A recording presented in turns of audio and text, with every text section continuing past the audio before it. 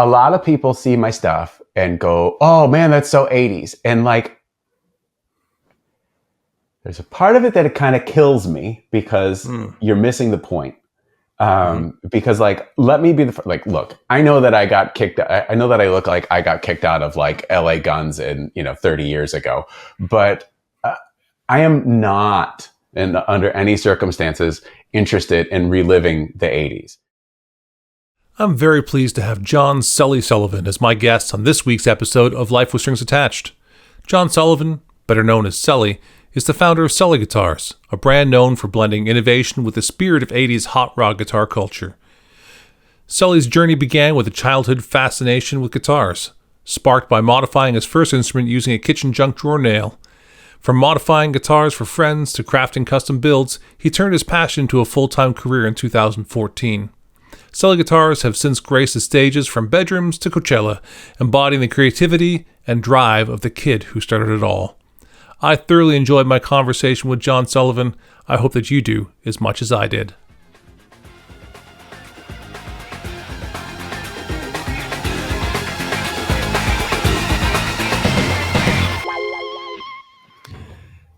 John Sully. Hello. Great to see you. Nice Welcome to seen. Life with Strings Attached. Thanks for being on the show. Well, thank you for having me. I appreciate that. It's nice to speak. I'm in a different venue from when we've normally had these sorts of conversations. I'm at home, in the Sully's Sullyville, I guess. Whatever. I'm home. Hi. How are you? Hey, good. Thank you. Good. I'm so distracted by your shirt. It's like this Two-Face thing going on. This was made by my wonderful friend Andy Blacksugar, who is. Well, he's the greatest. It's also his birthday today. So I think we can everyone. Happy birthday. Let's all sing happy birthday, Andy. Good job. Andy made this shirt. He makes a few of these for himself, and he'll take like he's got like a King Diamond, like half King Diamond and like half Nina Hagen, and he kind of pushes them together. And so he made me this. It's half Lemmy and half Madonna, which is that's that kind of works with what I'm trying to put out to the people. Yeah. I couldn't actually quite tell at first if it was Madonna or if it was actually Marilyn Monroe, because she's in her Marilyn phase at that point. And I actually thought the other one might have been Salvador Dali. I thought we had like the Dali Donna going on there or something. But that would be too much of a reach. I like that too. This last weekend, Mrs. Sully and I went to Dallas Museum of Art. There's a Frida Kahlo exhibit, and that was cool. But like there was, got to look around and see some great stuff. So like a Dali like Madonna shirt, that would be. I'd be up for that too. So we're really we'll send this to Andy, and he can. When he's, not busy, he can just get on that. Sounds fantastic. I'm sure he's got nothing else better to do. Too many rabbit trails here, but I'm going to say it anyways. So years ago, when we were first married, my wife would gather together some of our best friends, and we would do for our anniversary, we'd do like a murder mystery dinner. Yeah. She loved doing that kind of stuff. We'd go to a restaurant sometimes and do it and make fools of ourselves. Sure. But one year, someone got sick and couldn't show up, and the game didn't work unless all the characters were in play. Yeah. So I shaved half my facial hair off and did my hair in a completely different style on both sides and did a Two-Face, and I played both characters. So you were both Professor Plum and Colonel Mustard. I love that. Yeah, Plum Mustard. Yeah. And,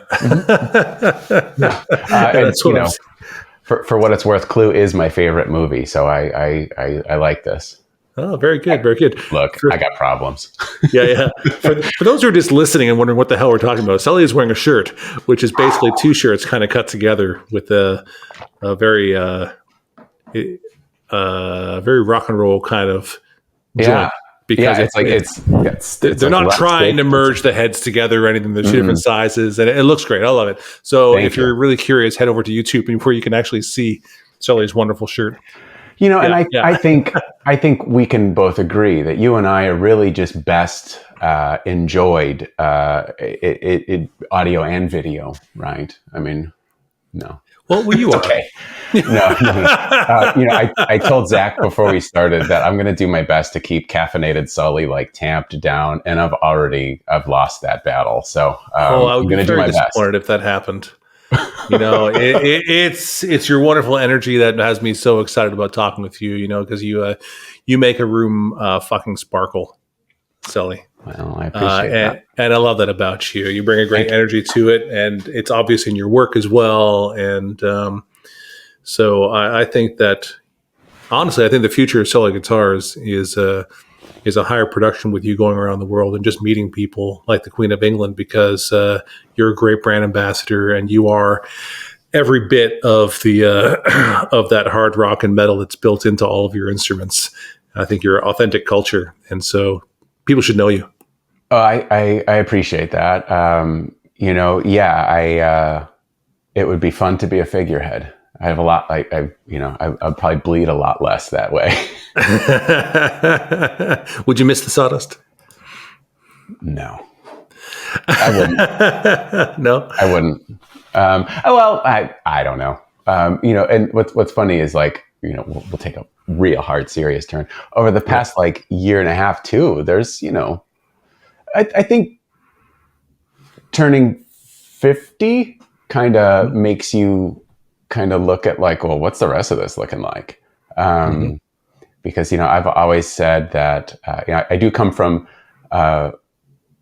long living relatives, but I've always, always said I don't want to be around for really. I'm here for a good time, not a long time. And so I'm kind of thinking of how much do I really want to do this? Because anyway, so I don't know that answer, but yeah, it's going around the world kind of begging people to pay attention and play these guitars. That certainly has some allure. If I could do that from somewhere in the 6th in Paris and just kind of stream that out, that would be really great. But we probably do need to go and say hi to the people. I don't know. I think you could. I think they would love you there, and that they would love your guitars as well. Particularly that guitar that I'm seeing over your right shoulder. I'm never going to get the job as the weatherman. I often joke that I wanted to be, my dream job is to be a weatherman on a Spanish speaking radio station, Spanish speaking TV. I can't speak Spanish, but I can do that affect, and kind of, play it up like a telenovela kind of style.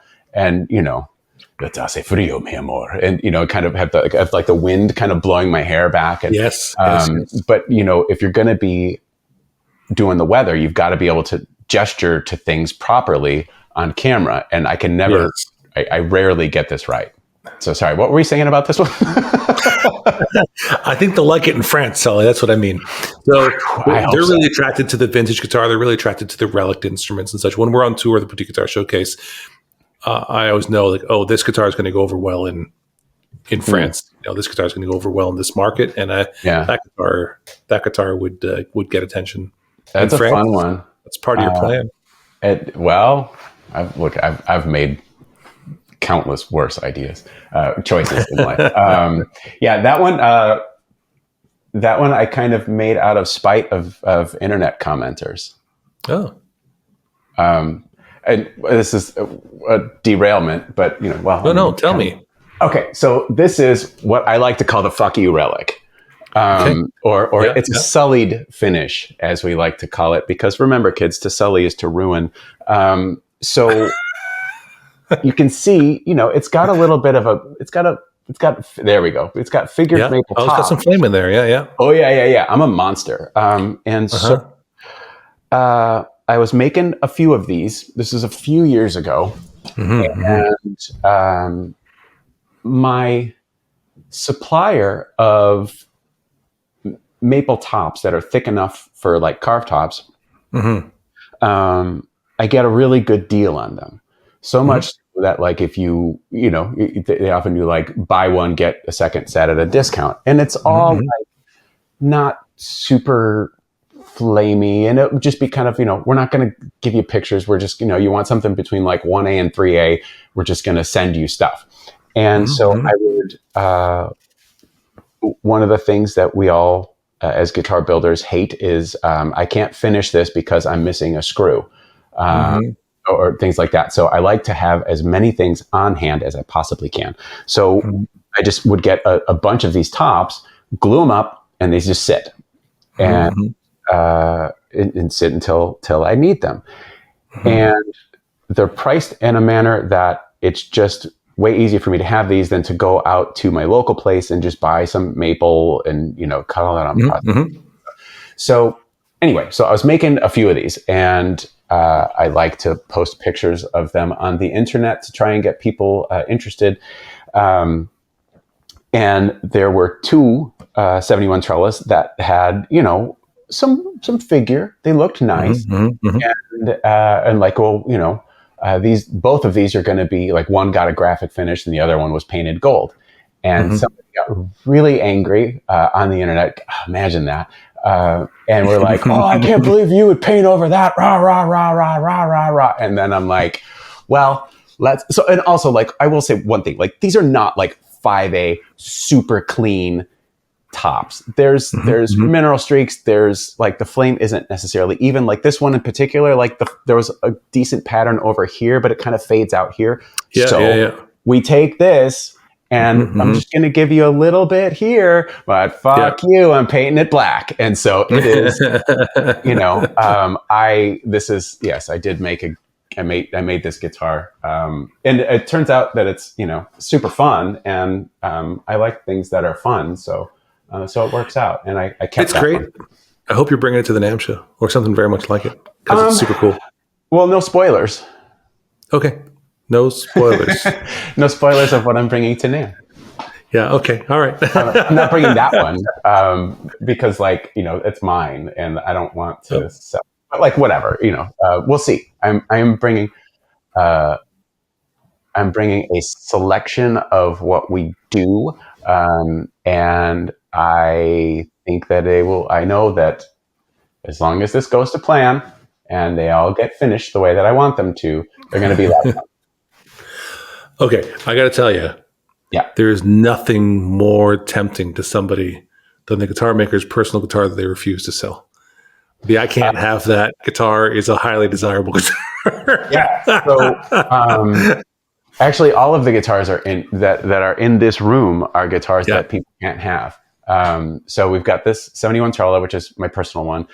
We've got this is the first Concorde that I built, and that is a Champagne Sparkle, which I love. Champagne Sparkle. I never get sick of it. And so that was the first one, and then that one just kind of turned out like, oh, well, this is a good one. Usually when one comes out well, I'll play in it, and if I can usually get to the point where I'm like, I don't hate this. I don't hate this one. That's usually, we call it good. And then this one back here, the little Stratty guy, we started making these in 2020 as an exercise in migrating things to the CNC. And they were also an exercise in, like, at the time, I could make them really affordably. So they were priced between our import line and the customs, almost about like a halfway point. And then we would sell them in batches of 5. There were no construction changes because I'm just going to make 5 bodies, 5 necks. If you want, but if you want to paint it a different color, if you want like a different pickup configuration, I don't care. It's a swimming pool underneath, so that's fine. But so I made this one for myself, and it is the neck on it it's great. I love it. So that guitar has actually come with me to Chile. It's been with me in Paris, and it lives with me here. Okay, it's your travel guitar. It is, because that's the cool thing is because you could just take the neck off and throw it in a suitcase. I leave the strings on. I don't care, because why would I want to put fresh strings on? I don't know. Yeah. So have we started yet? No, I'm kidding. Taking a neck off a guitar terrifies most guitar players. But you're absolutely right. It's not a big deal to take the neck off and put it back on. I mean, not if it's a bolt-on, no. not if it's a bolt-on. And it saves a lot of hassle if you can throw that as I know guitar makers who actually come to the NAMM show with all their guitars in a suitcase, and they do the final assembly in their hotel room. It's a good way to go. When I went to Chile, I had this guitar, and then I have another bolt-on from Grover, Mr. Jackson, If You're Nasty, that I brought. So I took the necks off of both of those and I brought them with me because I was visiting a friend. One of my friends down there is a huge Jackson fan, and he wanted to see that guitar. So I'm like, well, screw it. We'll just take the necks off. And I brought 2 guitars. And I do remember, getting off the plane and going, get luggage and kind of going through, customs.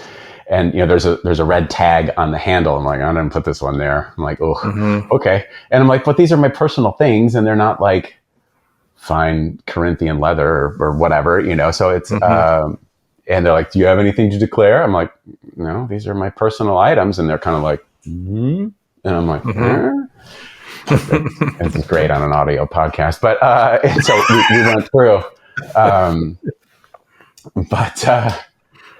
Yeah, we'll edit later. It is nice. Sully leans in. Sully leans in. Sully leans out. Yeah, they'll understand. Yeah, I think so too. Perfect. Yeah. So you got. These are all mine. Did they believe you? Did you get arrested or? No, everything was cool. Tell me the story ends with you being arrested and spending time in a Chilean prison. I mean, I could tell you that. It wouldn't be true, though. Okay, all right. At least not as far as you know. All right. Beautiful. Cedar Creek Custom Case Shop is your premier fretted instrument custom case maker, and we invite you to create a musical instrument case unlike any other, one that's unique to you. Every Cedar Creek custom case is hand-built by highly skilled craftspeople using only select woods, Prominence Forge hardware, and premium instrument-friendly materials. At Cedar Creek Custom Case Shop, we are dedicated to helping you design the case of your dreams. Find out more at cedarcreekcases.com. So, actually, you reference Grover Jackson a lot, and I feel like I'm supposed to know, and I have an idea, but I'm not sure it's correct. So what is your connection to Mr. Grover Jackson, the founder of the Jackson Guitar Company, as he's best known? Yeah. So he's my friend. I know that it kind of, the way internet lore kind of happens. I know people do get the impression that I worked for him. That is not true.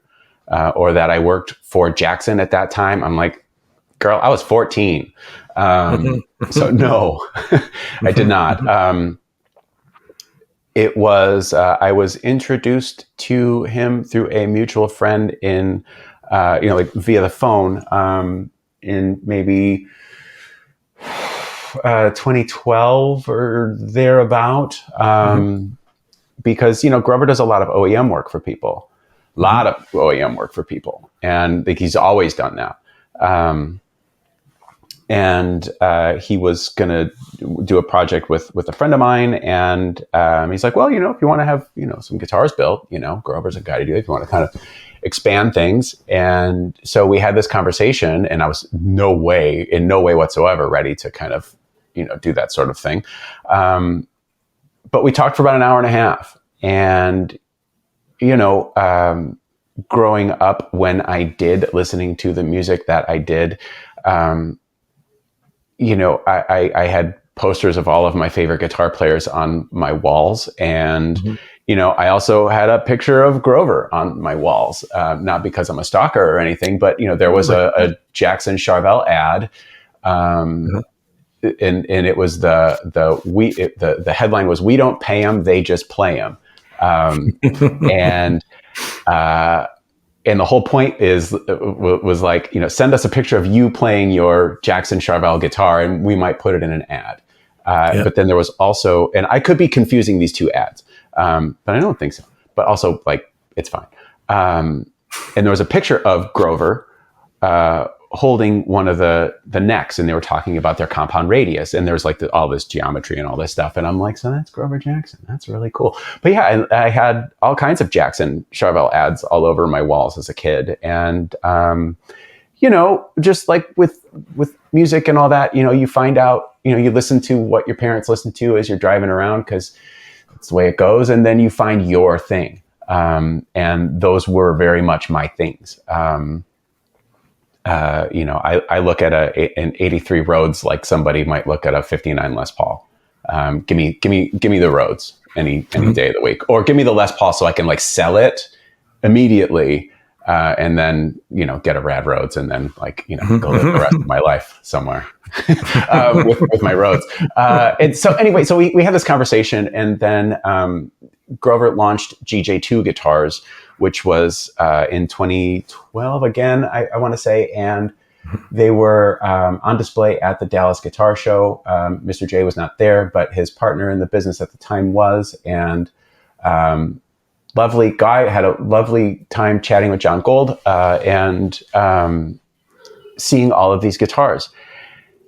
And the thing that I really loved about them was, like, I picked up, and they're very different from, I guess to me, they're very different from what he did with Jackson. But like, I got this sense of picking up this guitar of like, yes, you were picking this up because you know my legacy, and here's what I've done. Here's where I'm at now.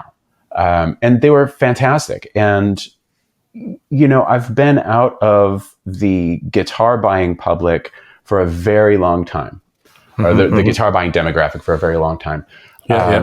But, so I wasn't really in a position to buy one. But they also make and sell their own pickup. Exactly. I know. I had the same reaction when I found that out. I'm going to continue. I'm going to vamp while Jamie asphyxiates. It's going to be fine, guys. Don't worry about it. He's okay. He just wasn't really prepared for all of this story. So anyway, they buy and they make and sell their pickups.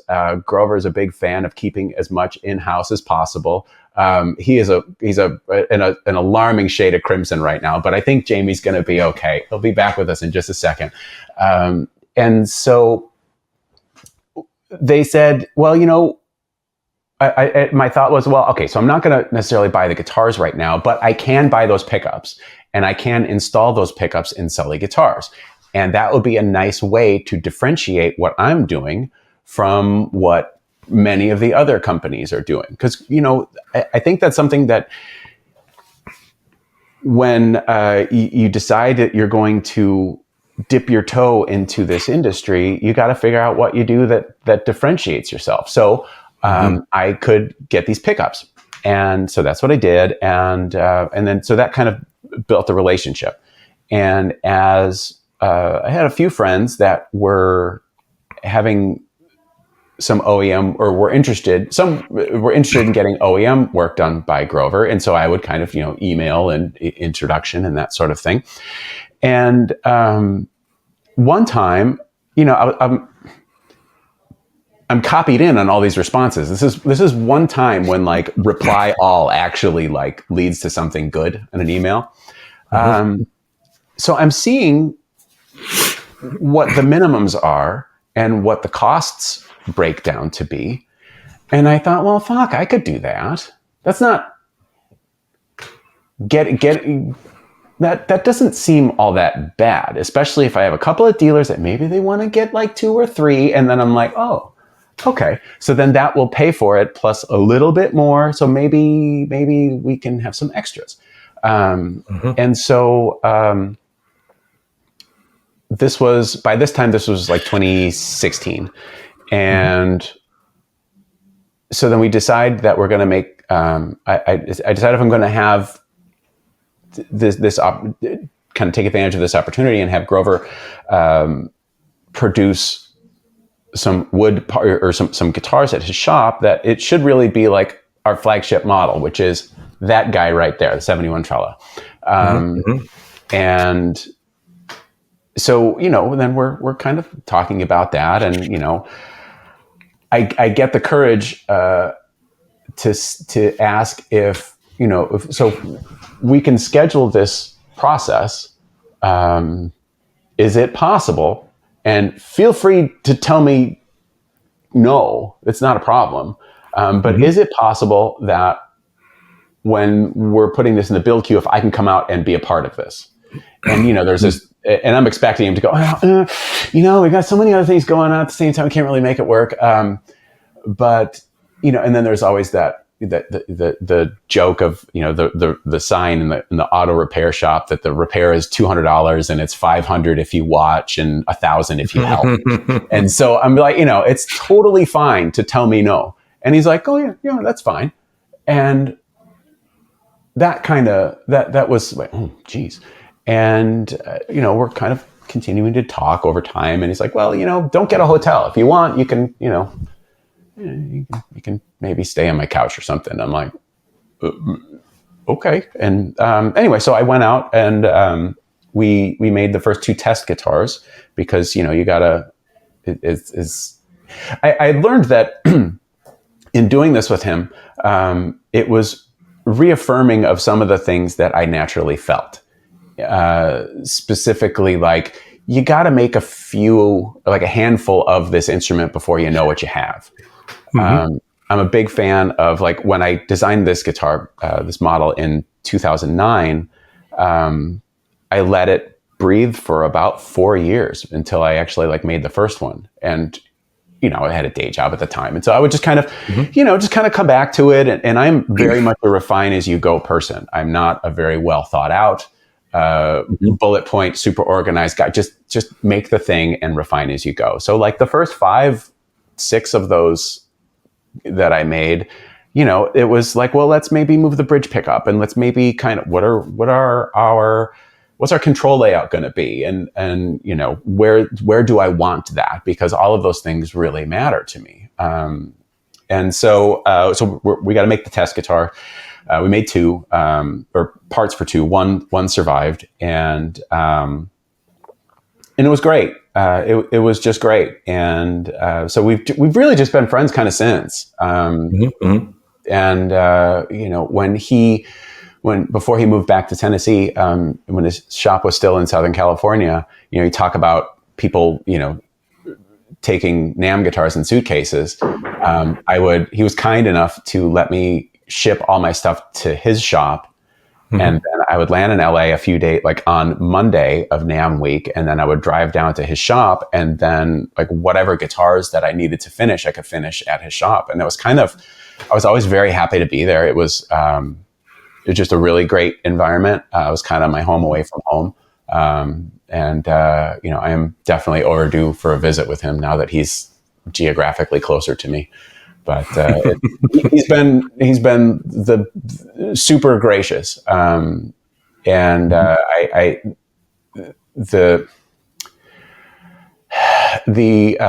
impact of that is never lost on me. So I'm very grateful to him being so nice to me. Great. Yeah, that's great. Yeah. And it's lovely to meet people like that and to find out that they're lovely people, and that you get along well and all of that, and I'm of the same guitar generation as you are anyways. Yeah. And I also, I say in public, I also don't really give a damn about a 59 Les Paul. I appreciate its significance in the trajectory and what people did on it and all of that. But I have much, seeing your Concorde in the background there, I see it on the leg of Vinnie Vincent, probably on the Creatures of the Night tour, possibly in a Lick It Up video. And for me, that evokes a lot more emotional response than seeing a Les Paul. Ironically, and this is interesting because I don't think many people publicly know that I was a serious Kiss fan. I don't spend a lot of time listening or talking about Kiss, except when I interact with Sully when you see me, Brian Leader, and Bill Goldstein. There's a few people in the industry who are they want to talk about Kiss. So okay, cool, we can talk about Kiss. And I do know a lot more than people would think about the band Kiss. Right, he does. And so it was absolutely a major obsession of mine. And when you talked about having guitar players, posters on the wall and such, and we called them flags. We had these black and white sort of printed flags that were done like a T-shirt, and they were black fabric with white printing on them that you'd buy at flea markets for $10, where they'd be like the album cover, and they were huge. They were probably $10 4 feet by 3 feet or something of the sort like Sure. that. And I had, Iron Maiden's Trooper and Ozzy, and definitely had Destroyer and a few other albums. So the point is, I'm of the same guitar ilk, and it's one of the things that I love about you and in your guitars is because our industry is primarily built on the explosion of the electric guitars, the first major movement of guitars, and the stores and the culture around them still talks a lot about that. And frankly, I think that people are really missing the boat by hanging on to that.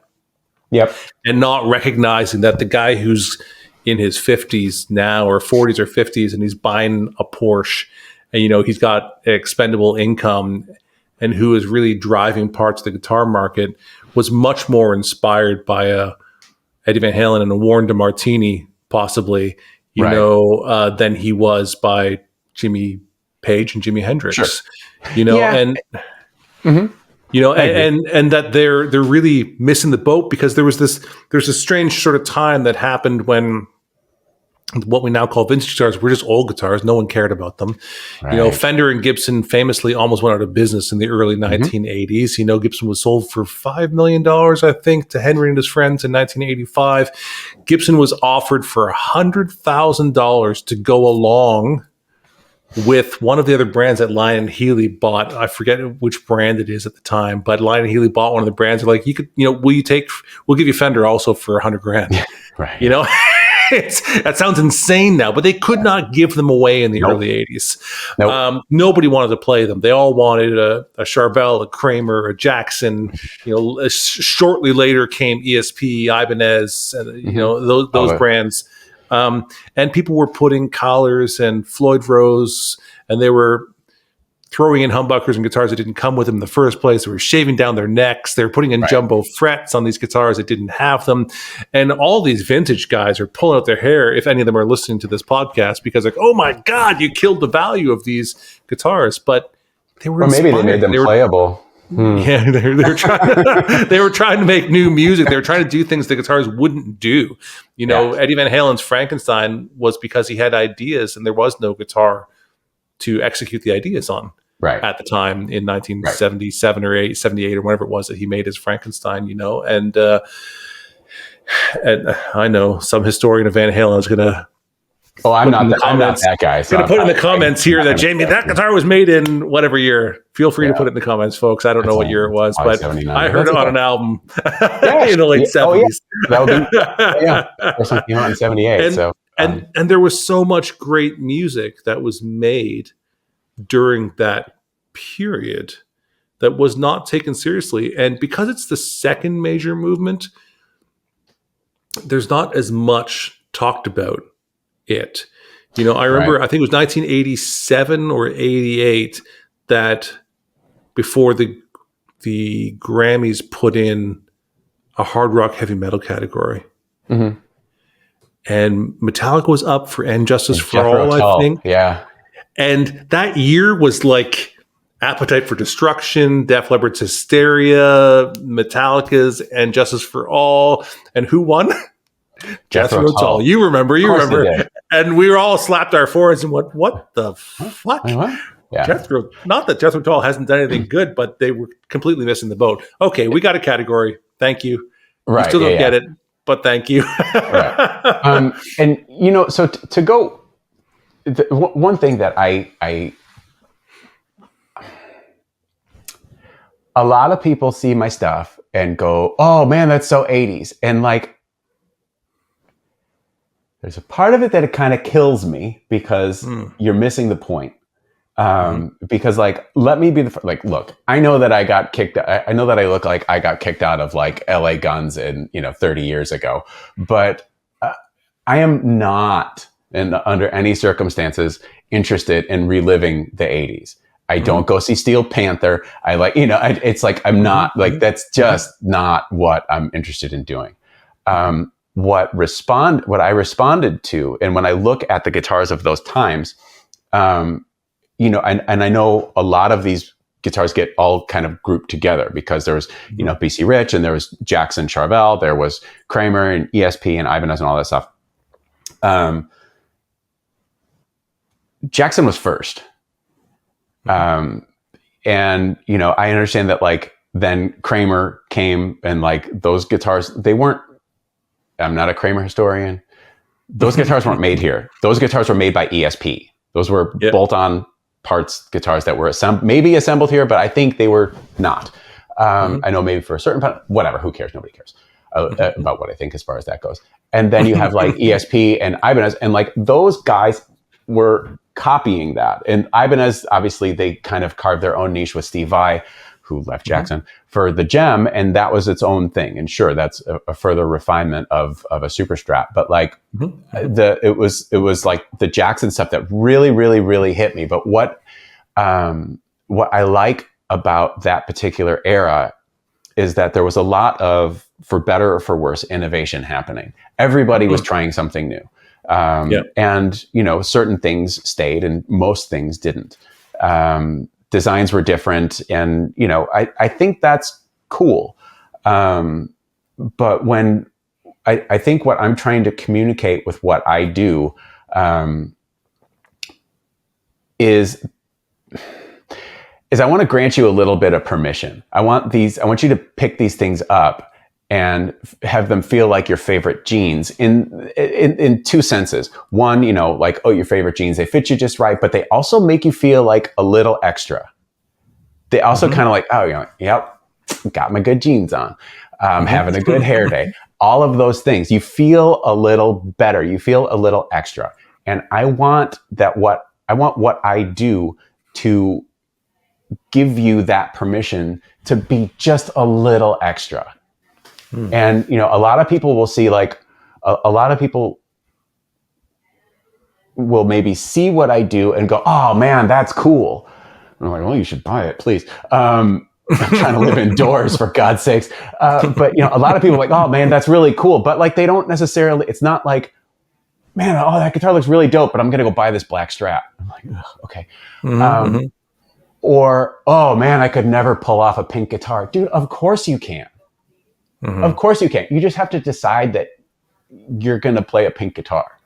And you kind of put that on. And it's kind of, in certain, it's like you're putting on your favorite jacket, your whatever.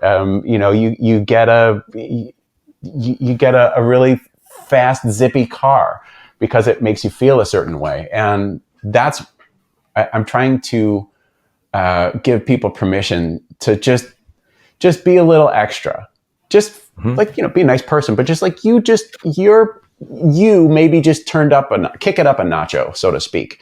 So that there's that component of what Sully guitars are. And then the other thing is like, they got to look great. They got to sound great, but they got to get out of your way. That is very important to me. And, when I show you this single cut guitar, you have preconceived expectations of what this is like. You expect this to be short scale. You expect it to have like a rounder, thicker neck, and all that stuff. And it's not. These are, and especially with like an aged finish, I enjoy like the set decoration of it. Like you pick this thing up and it's like, oh, it's not super heavy. Oh, the neck is really fast, but it's not like super thin, because there's a difference between like the neck. You can have a thin neck, but you can have like it doesn't have to be a wide, flat back shape. It can fill your hand. And those are things that I think you have to consider.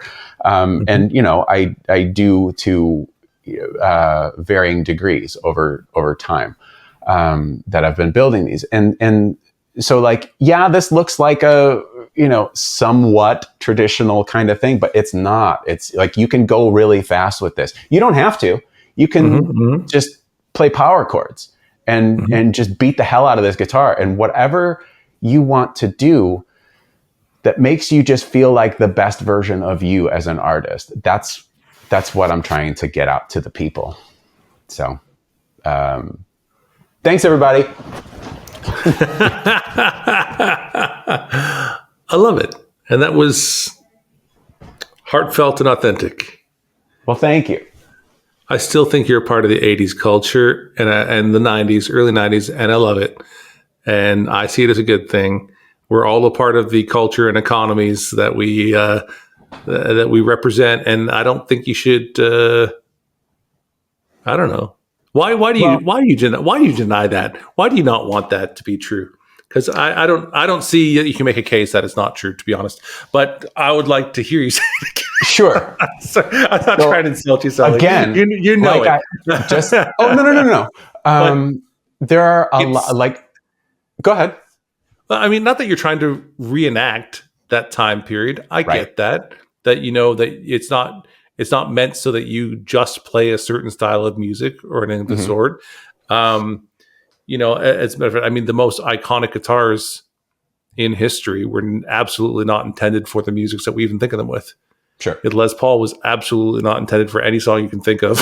It was designed for playing clean jazz music, you know, and they hated it.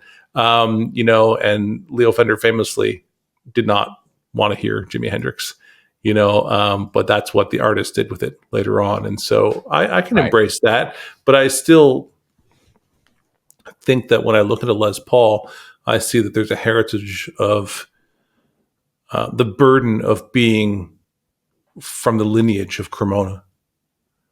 I see it in them. It's a violin top. It's a carved top. It references the violin, the violoncello, the whole viol family, you know, with the varnish finishes, the natural finishes. And when I see a Stratocaster, I see a product of mid-century industrial design with plastics and Duco color palettes. It was the same color that was on your Chevy, that was on your refrigerator, that was on your toaster. It was the same thing that came on a Stratocaster. And you really can't, if you're informed, you can't separate it from the era in which inspired it and where it came from. And in the same way, you know, we this is going to be a ridiculous reference. We have this folk song in Canada. My father's from a fishing village on the island of Newfoundland, and they had this song about all the Newfies that moved to Calgary for the oil business because they needed work. And there's a famous Newfie song that's talks about all these things you're doing, but you're still just a Newfie in a Calgary hat. You know, you can't shake it, man. You're still you're still that guy. And when I see you, I see that the culture in which you grew up in guitar is just evident in your designs and the work that you do, and that's not a bad thing. I will agree with you. However, well, no, it's not a bad thing, but it is very pigeonholey. Why? And because I don't think anybody really wants to be pigeonholed. And I think that for me personally, when you talk about like, okay, so it's very clear, you know, look at you for God's sakes. Some of my natural resistance against that sort of thing is very fuck you. I won't do what you tell me. Which is exactly also of the culture. Carry on. Well, but this was something that I've always felt throughout my life even as a young Sully. Yeah. And I remember, you know, the Billy Joel song. I don't even know the name of it. It's I don't care what you say anymore. This is my life. I remember being like or however old I was, 6, 7, 8, whatever, just feeling like I'm feeling very seen right now in this song. And I'm like, where does that come from? Like, who the hell knows? And I'm not necessarily a contrarian, but I don't like, I like saying who I am. I don't like you saying who I am because fuck you. You don't know me. You don't know me. You don't know my life. So like, while yes, it might look like I drive an 87 IROC and Whitesnake is blaring everywhere I go, what you're probably going to hear is a whole anything but that. And you know, I don't like being pigeonholed in that. Well, then why do you look that way? Because this is what I want to do. So I don't really know that answers that question, but like it's just I had this natural like, oh, this is what you think I am. Well, I'm like, it's very pigeonholy, and I don't like that because like you know, in the same argument. I did say that the Les Paul was conceived for something and something else was done on it. Sure. Yeah. And so like, there's the era in which something is created, like the Stratocaster, mid-century modern industrial design, right? Sure. And then there's the artist and what they do with it. So when I say that I see that they're born out of this culture, I don't mean that they remain in that culture. Okay, then we're cool. Then it's clear to see the impetus. Sure. Of it. Let's be real. Like, I'm not reinventing wheels.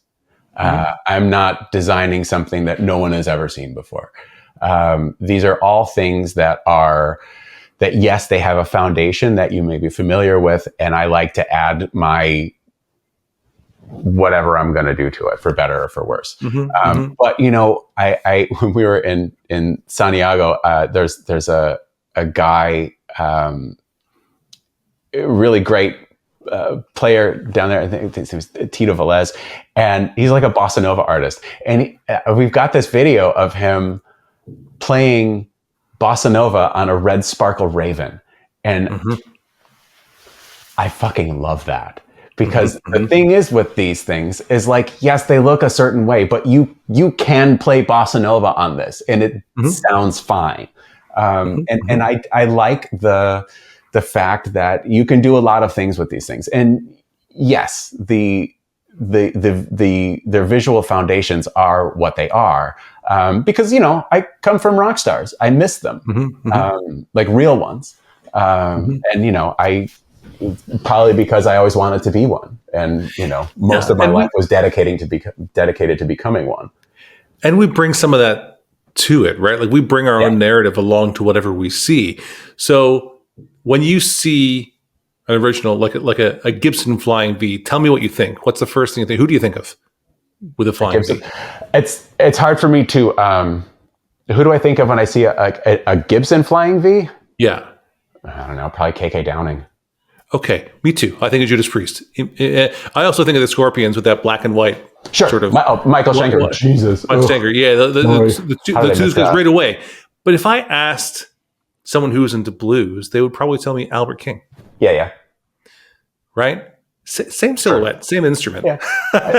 But we bring that to it. And so, one of the things that makes a difference of where the culture we come from is, so I remember going to a guitar tech I used, and he asked me what I'm into. And at the time, I grew up on hard rock and metal, but at the time I was exploring Stevie Ray Vaughan, and he was my entrance into the blues, as he was for many, many people. And I think the big blues stars thanked him for shining the spotlight on the blues again. Yeah.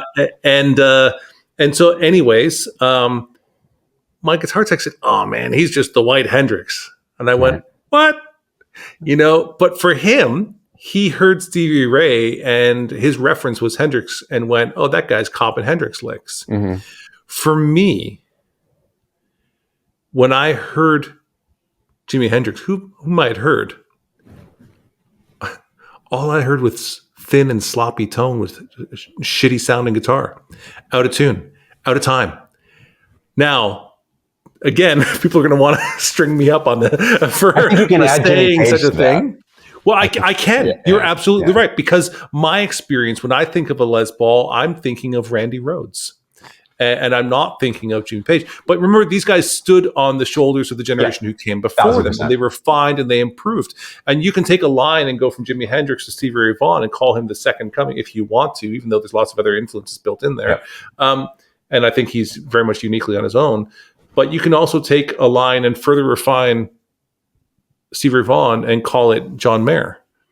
Because I had a videographer traveling with us. I think you met Dave years ago. He used to be on tour with us. Sure. And Dave had never actually listened to Stevie Ray Vaughan. He grew up in a very Christian household where he wasn't allowed to listen to non-Christian music until he was an adult. And so he was a big John Mayer fan. And when we were on tour, I had put on some Stevie Ray Vaughan, possibly because I think actually we went and shot a video in front of the Stevie Ray Vaughan statue in Austin. And so then I wanted to put some music on while we were driving away, probably. Sure. And he was like, "Oh my God, this is so much like John Mayer." I'm like, what? Is it? No, other way around. But, and you can do the same thing with Frank Sinatra to Harry Connick to Michael Bublé. We sort of recycle and repeat, but each one gets more and more refined. Eventually, it sounds like music in the end, I think. And so, we come to it, and I think that our expectations for something, build upon it from there.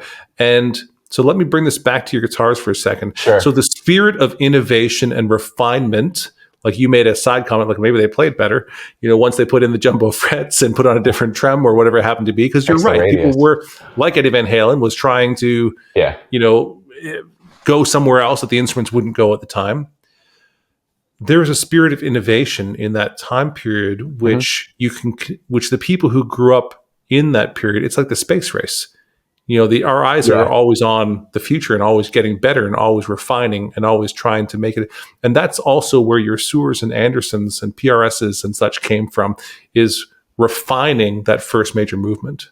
Sure. The second movement was about, okay, these are great. Let's make them better. Yeah.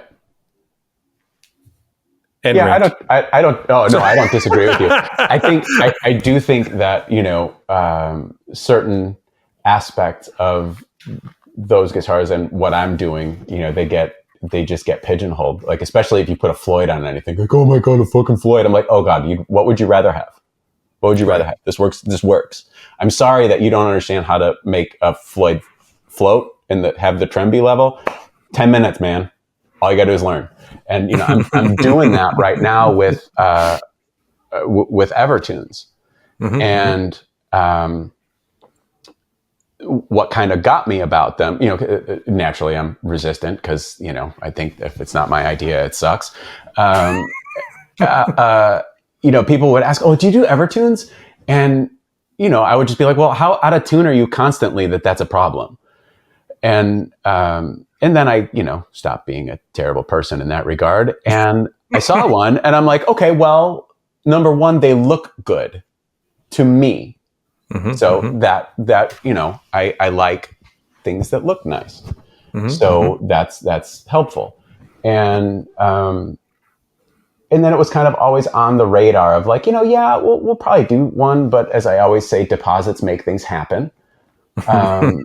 So I had a client reach out and say, do you do Evertunes? And I'm like, well, not yet, but if you're serious and you don't mind a little extra prototypey time, I'm happy to do it.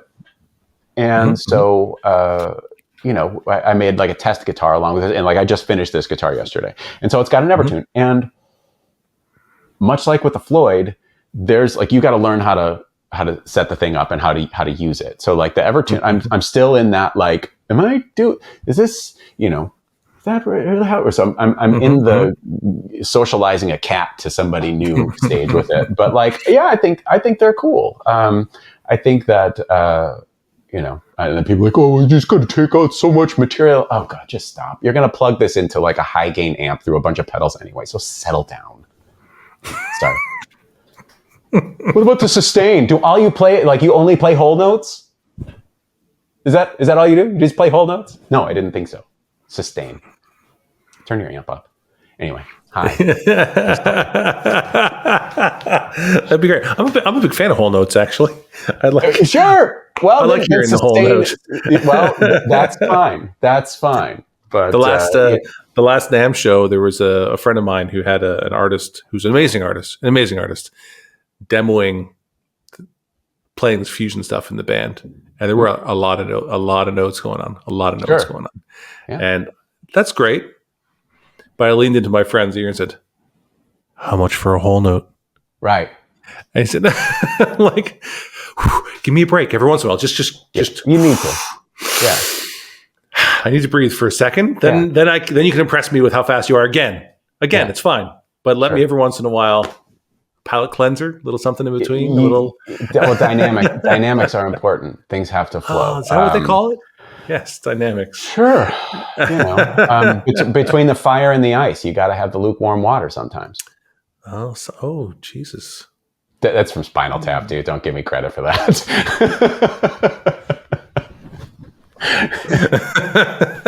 Yeah, that's not mine, but it's good. Are you serious about the business of guitar? Then you need to join us on Patreon. We're building a future where guitar makers are able to live prosperous lives making instruments that inspire the musical experience, which helps to create a more beautiful world, where others who are passionate about the guitar can thrive, those who help in the promotion and resale Trade shows, writing of books and articles are supported as a valuable part of the community. A community where we explore with curiosity and encourage those around us in their endeavors. With a community effort, we can accomplish far more than we can individually.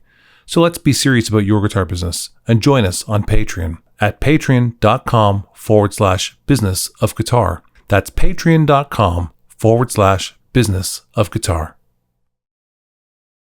There's a second Spinal Tap coming in. I've heard that. I hope it's good. Yeah. Was the first one good? Yeah.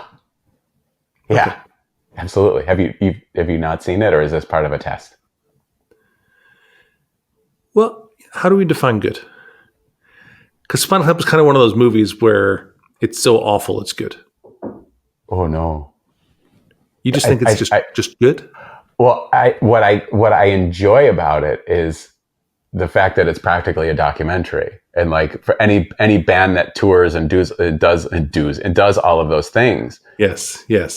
It's you show up and you're playing after a puppet show, but they're listed at the top of the marquee, and it's like if I told them once it was Spinal Tap and then puppet show. It's just the ridiculousness of that. That's true. We did once share a stage with a Harlem Globetrotter. That's one. And who doesn't love the Harlem Globetrotters? They're a lot of fun. Great. They're hard act to follow. Sure. That's why you got to go. Yeah, that's why you got to go first. Yeah. Yeah. No, I love Spinal Tap's great. Okay. All right. So bear with me for a second. So there are really Spinal Tap. You got problems, interesting films. Everything Monty Python. Sure. Idiocracy. Provocative. I couldn't watch the entire thing. Yeah. See, right? Not because it was one of those that like, oh, you gotta watch it, and it was like, so naturally I don't want to watch it because I'm, terrible. I'm with you. But then I started watching it, and I'm like, and this was long enough ago. I'm like, this could happen, and like I don't enjoy that. I see. I don't enjoy that at all. So, but the point that I'm going to try and make here, is that there was also a movie 47 or something that came out a few years ago. There are all these movies that are super provocative and super entertaining, but I absolutely could not say to someone else, "You need to go watch this movie." Okay. I just couldn't recommend, even though I might enjoy watching Spinal Tap. I just can't be like, oh, you got to watch Spinal Tap. And I'm also, just like you were expressing, I'm also nonconformist enough that I'm supposed to like Spinal Tap. No, fuck you. I know. I understand. To my own detriment. Yeah. Oh, right? No, I get it. I might cut out things that I would otherwise really enjoy. Sure. But there's a part of my nature that says... It's the contrarian. Yeah, no, Oh, you're going to love this? No, I'm going to prove you wrong. What? I bet I fucking won't. I bet I won't. and it could be great, but it wasn't my idea. I didn't discover this band on my own, so how could they be any good? Yeah. I remember loving terrible. Appetite for Destruction. Changed my life. And then I remember when 100%. Guns N' Roses really blew up, and by Use Your Illusion, I was completely off the train. I was like, everyone listens to that. I totally don't want... It was good music, but I was not going to buy into it. I had a girlfriend who was obsessed with Motley Crue around the Dr. Feelgood period also. Yeah. And I completely set myself at war against Dr. Feelgood for that reason. Even though there's fucking great music on that album. I just... Pretty good. That nonconformist, contrarian... I get it. Side of it. Appetite absolutely turned me on my... It was, it absolutely kind of changed musical directions for me. Because at that time, like that came out in 86. So I was like 14. And at the time, I was like super into like Yngwie and like all of that. And lots of, and there's nothing wrong with that. I love his first few records. And then like after a while, like lyrically, like I can only hear so many songs about dragons. I can't. And I fully say, like, I'm the problem. So like, don't worry, dear listener. Like I know. But then like, I remember just flipping through. It was as much like when I discovered Kiss or when I discovered Motley Crue. I'm flipping through a magazine and I see like this picture and it's Guns N' Roses.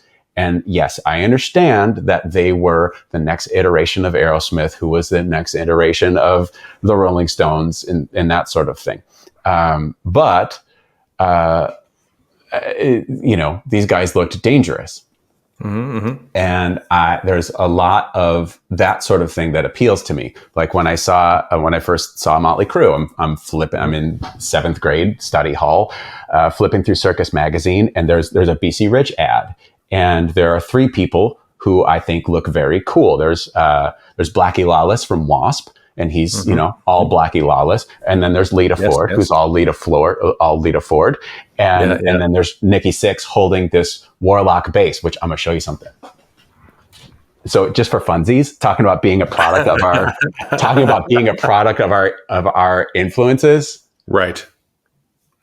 It's got a Sully head sign. Oh my God. It does. I made this. All right. Anyway, it's what I sent a picture. Audio listeners, Sully has made a Warwick. I did. I made myself a Warlock bass a little while ago. Like my first good guitar was a Warlock because of Motley Crue. So I see this. I see this ad. I'm like, oh, these guys all look really cool. And then I'm flipping further, and then I see this ad for Shout at the Devil, and it's got the pictures of the 4 guys, and it's black, and it's all this. I'm like, these guys look great. And it says Every Mother's Nightmare. And I'm like, I'm in 1,000% in, 1,000% in. And then so I see the same thing with Guns N' Roses, and I did so much vocal damage to myself that remains to this day until I could sing just like Axl, and I did. And it was fun. I loved everything about it. I loved everything about them. And I remember when that MTV did a concert. There was an MTV concert live from the Ritz, and it was just reckless abandon. And it was so, like, I've never seen Guns N' Roses live.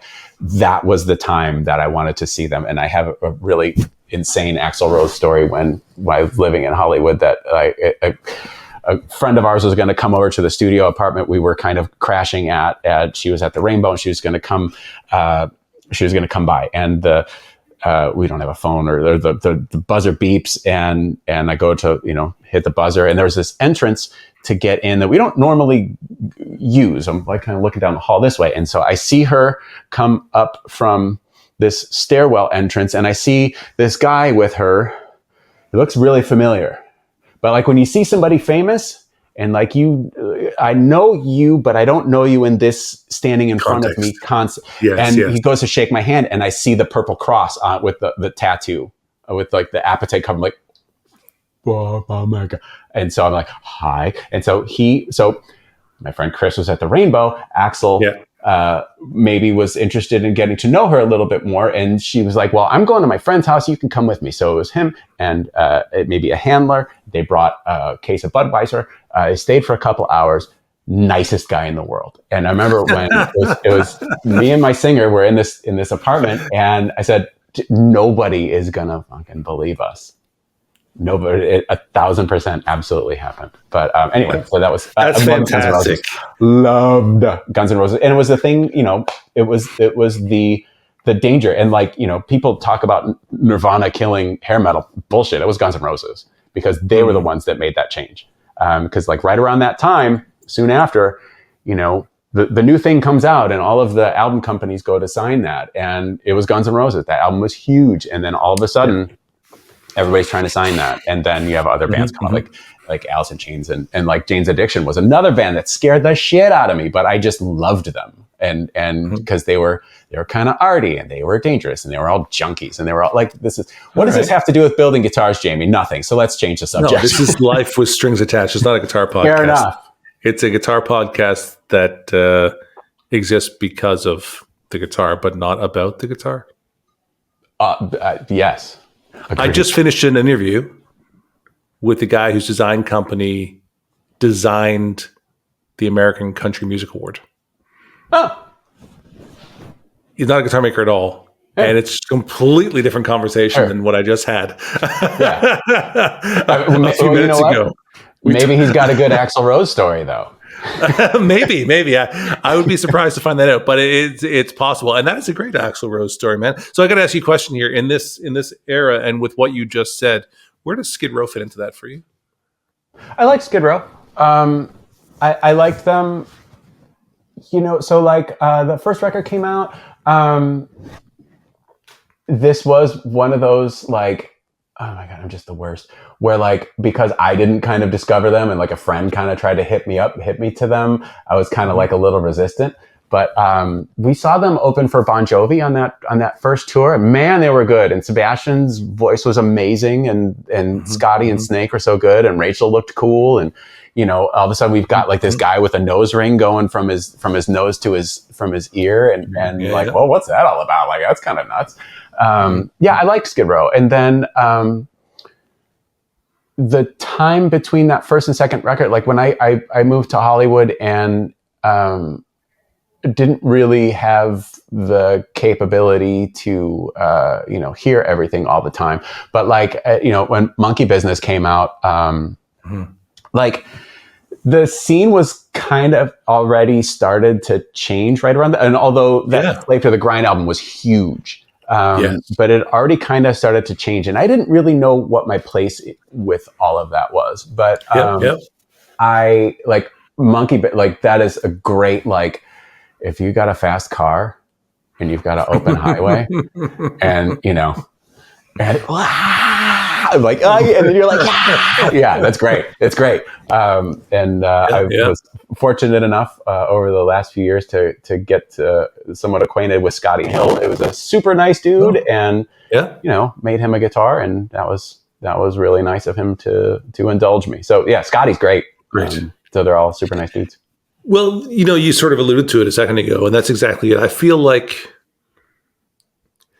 actually kind of feel like Skid Row was almost the perfect hard rock metal band. Like I can see that.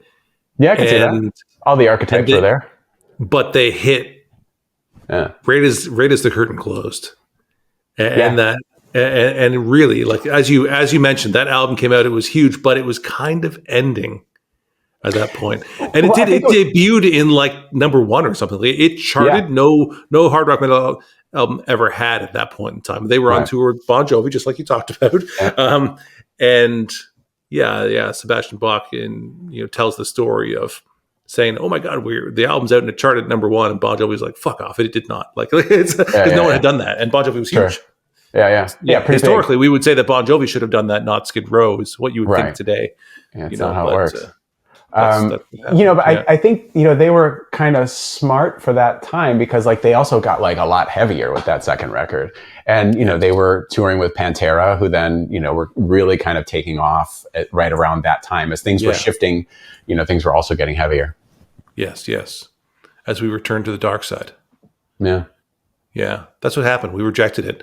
So when you hopped on board with Motley Crue and such, everyone had pentagrams and Black and Lawless. Had like raw meat hanging from his mouth on the album cover, and everything was evil. But then it became more about girls and love. Sure. And as popularity grew, it became more mass market to sing less about the devil and sing more about relationships and stuff. And when we eventually said, we don't believe this anymore, we rejected it. And that was the grunge era. And that was metal. Felt like it went away. It didn't go away. It just got evil again. And we bought into Pantera, and Metallica skyrocketed when all the rest of the metal was dying. They actually had their biggest hit with the Black Album and carried on and so forth. And it became heavier. And that's when all the underground stuff, the like Deicide and Cannibal Corpse. I went super heavy stuff. I went way elsewhere. That's like I went like goth techno industrial was kind of where, well, I guess Darkness. So, but it is Darkness still. You made the Nine Inch Nails reference earlier on. Yeah, and that was another really good one. Pretty Hate Machine. Oh, what a perfect record. I listened to that song a lot during the pandemic. It was hard. It was on my angst mix. That whole time was quite Killing in the Name of, for those who didn't pick up when he dropped it earlier on. No, that's Rage Against the Machine. Oh, Rage. Not- Oh, shit, yeah, you're yeah. completely right.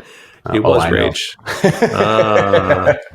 But See, still, this is it. I feel like your memory is so much better for this stuff. When we have conversations, I know what you said, but I always got it slightly wrong.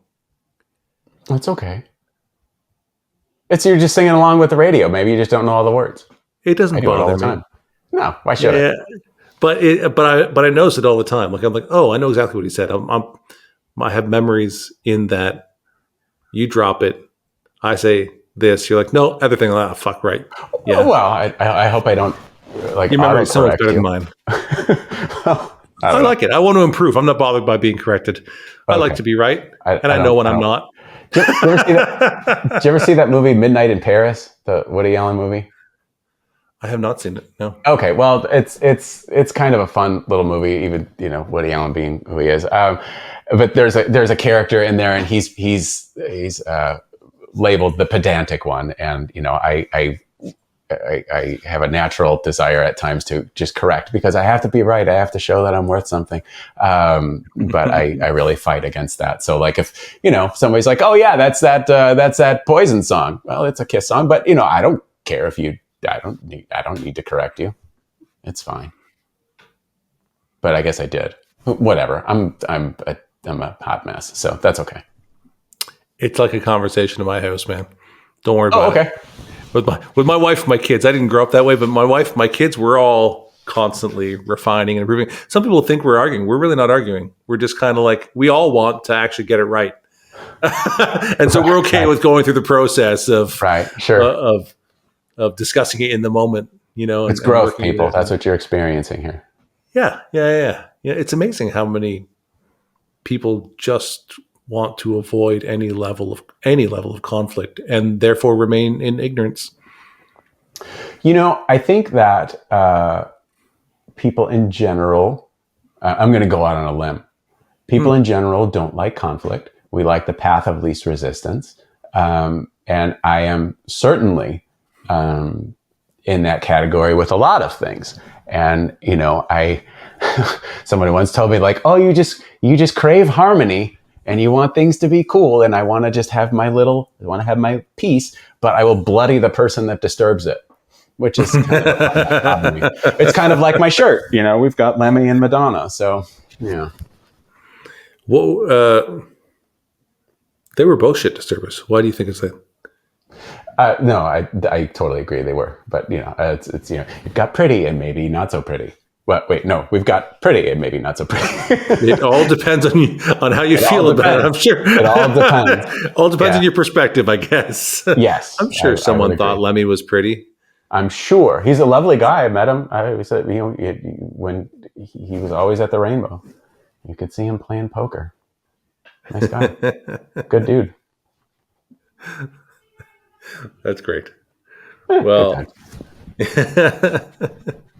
Sully, I've really enjoyed our conversation.